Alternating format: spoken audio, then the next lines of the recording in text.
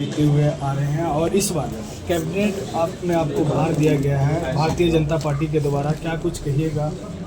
देखिए, सबसे पहले तो पातेपुर के महान जनता को, एनडीए के सभी कार्यकर्ता को हम धन्यवाद देते हैं, आभार प्रकट करते हैं कि दोबारा पातेपुर में विधायक बनाकर सेवा करने का मौका दिया है। पातेपुर में एक था जो भाई आज़ादी के बाद दोबारा कभी विधायक नहीं होता है, उस इतिहास को ही पातेपुर की जनता और एनडीए के महान कार्यकर्ता ने तोड़ा है। दूसरा था जो पातेपुर के आज़ादी के बाद आज तक कोई उस विधानसभा से मंत्री नहीं बना था।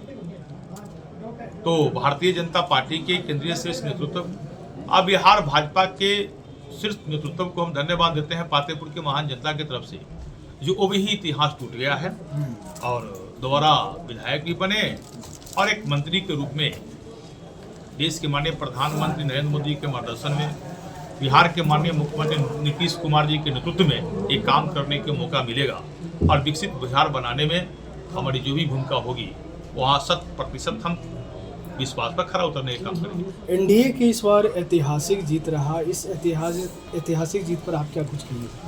देखिए, एनडीए को ऐतिहासिक जीत होना ही था, क्योंकि दो धाराएं का चुनाव हो रहा था। एक धारा हुआ था जो 5 पांडव बन के बिहार के विकास की बात करता था, और एक हुआ था जो कौरव सेना के साथ जो है बिहार के विनाश की बात करता था। वह जंगल राज बिहार में लाना चाहते थे और हम बिहार में जो विकास की राज लाना चाहते हैं, जो विकास की राज कायम है, उस विकास की रफ्तार को और बढ़ा के विकसित बिहार बनाना चाहते थे। बिहार के जनता को हम धन्यवाद देते हैं कि प्रचंड बहुमत से एनडीए की सरकार बिहार की जनता ने बनाई है और खासकर बिहार की जनता को धन्यवाद देने के लिए देश के माननीय प्रधानमंत्री नरेंद्र मोदी जी गांधी मैदान के ऐतिहासिक स्थल पर शपथ ग्रहण समारोह में, मुख्यमंत्री जी के शपथ ग्रहण समारोह में आए और विदेश के कई राज्य के मुख्यमंत्री जी भी आए, देश के सभी नेतागण, भारत सरकार के सभी मंत्रीगण भी थे। इसलिए ये ऐतिहासिक कार्यक्रम हुआ है और लाखों के संख्या में पूरे बिहार से जो जनसैलाब थी वह इतना उत्साहित थी कि गांधी मैदान में आकर एनडीए की सरकार बनाने और शपथ ग्रहण समारोह कराने के लिए काफी उत्साहित है। लखिंदर जी, अब बिहार में युवाओं के लिए स्टार्टअप और उद्योग धंधों की बात हो रही है, तो अब युवाओं के लिए क्या मैसेज रहेगा आपका? निश्चित रूप से इस बार का जो 25 से 30 फिर से नीतीश एनडीए की जो सरकार बनी है, आपने देखा शपथ ग्रहण समारोह में जो अगली पंक्ति में लोग बैठे हुए थे, अनुभवी लोगों की संख्या थी। फिर दूसरा, तीसरा, चौथा लाइन तक जो बैठे हुए थे युवाओं की संख्या थी। तो इस बार के एनडीए के सरकार में जो टीम बनी है, अनुभवी के साथ युवाओं को भी जगह दिया गया है। इसलिए ये 25 से 30 होगा युवाओं का जो समय होगा, इसमें देश के माननीय प्रधानमंत्री जी और बिहार के माननीय मुख्यमंत्री जी का जो लक्ष्य है, बिहार में 1 करोड़ युवाओं को रोजगार और नौकरी देने का लक्ष्य, हम लोग 25 से 30 में इस काम को पूरा करने की कोशिश करेंगे, ताकि युवाओं का जो है चेहरा पर मुस्कान लाना।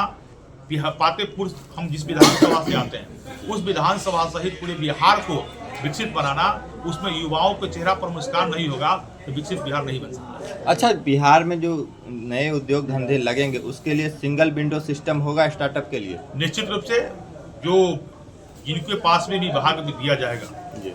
और हम सब लोग जो कैबिनेट में बैठेंगे तो इस बात को निश्चित रूप से रखेंगे, ये निश्चित सिंगल विंडो सिस्टम के माध्यम से काम ज्यादा होता है कहीं पर, लेकिन परंतु इबट नहीं रहता है, इससे सीधा युवाओं को इसका लाभ मिले, बीच में कहीं पर कोई दीवार खड़ा नहीं रहे, इस पर एनडीए की सरकार निश्चित करेगी। पलायन एक बड़ा मुद्दा रहता है बिहार में। आप लोगों की सरकार खास करके बोली थी कि रोजगार फैक्ट्री की बात की थी, इस बार जो सरकार बना इसमें क्या जोर दिया जाएगा पलायन? हमने तो बताया ना, 25 से 30 एनडीए के सरकार का मुख्य लक्ष्य है युवाओं को रोजगार और नौकरी, 1 करोड़ युवाओं को रोजगार और नौकरी देने का जो सरकार ने ऐलान किया है, उस पर कैबिनेट बैठकर विभाग मिलकर काम करेगी और युवाओं के लिए सराहना पर होगा।